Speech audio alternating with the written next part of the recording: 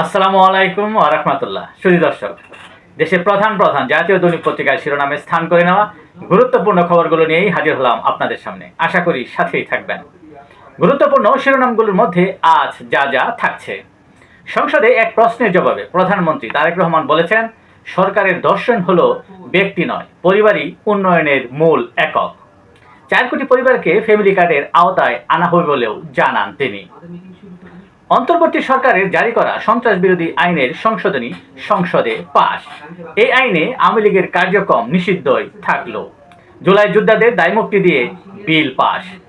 জাতির পিতা পরিবারের বিশেষ নিরাপত্তা আইন বাতিল করা হয় সংসদে। গতকাল দিল্লিতে পররাষ্ট্রমন্ত্রী খলিলুর রহমান ও ভারতের পররাষ্ট্রমন্ত্রী জয়শঙ্করের মধ্যে বৈঠক অনুষ্ঠিত হয়। বৈঠকে সম্পর্ক জোরদারে সম্মত হয় দুই দেশ। নতুন সরকারের সাথে গঠনমূলক কাজ করতে চায় দিল্লি। হাদি হত্যার সন্দেহভাজন খুনিদের ফেরত দিবে ভারত। সাব রেজিস্ট্রার বদলিতে শতকোটি ঘোষ। আসিফ নজরুলের বিরুদ্ধে অনুসন্ধানের জন্য দুদকের আবেদন। দেশের অর্থনীতি এখন নড়বড়ে।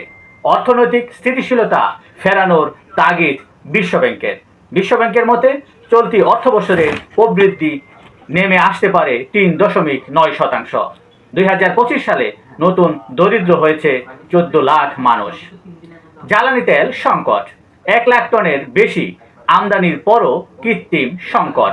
বিশ্লেষকদের মতে তেল নিচ্ছে বেশি কিন্তু গাড়ি চালাচ্ছে কম, যার ফলে কৃত্রিম সংকট সৃষ্টি হয়েছে। দেশের প্রধান প্রধান জাতীয় দৈনিক পত্রিকার শিরোনামে স্থান করে নেওয়া আন্তর্জাতিক খবরগুলোর মধ্যে আজ যা যা থাকছে। ট্রাম্পের ইরানি সভ্যতা ধ্বংসের ঘোষণার পরই 2 সপ্তাহের যুদ্ধবিরতি।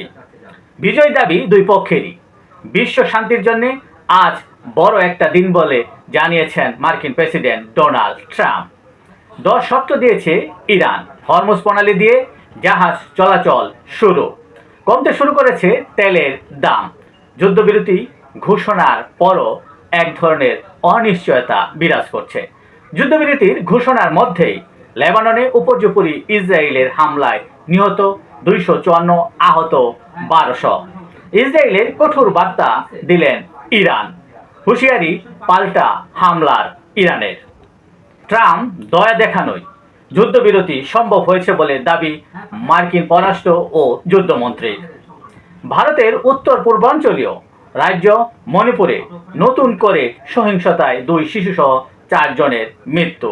পরিস্থিতি নিয়ন্ত্রণ আনতে রাজ্যে ইন্টারনেট সেবা বন্ধ করে দেওয়া হয়।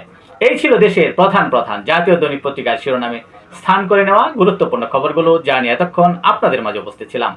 আজকের মতো এখানেই, আবারও দেখা হবে আগামীকাল ঠিক একইভাবে। সে পর্যন্ত অবশ্যই আপনারা ভালো থাকবেন, সুস্থ থাকবেন। আসসালামু আলাইকুম ওয়া রাহমাতুল্লাহ।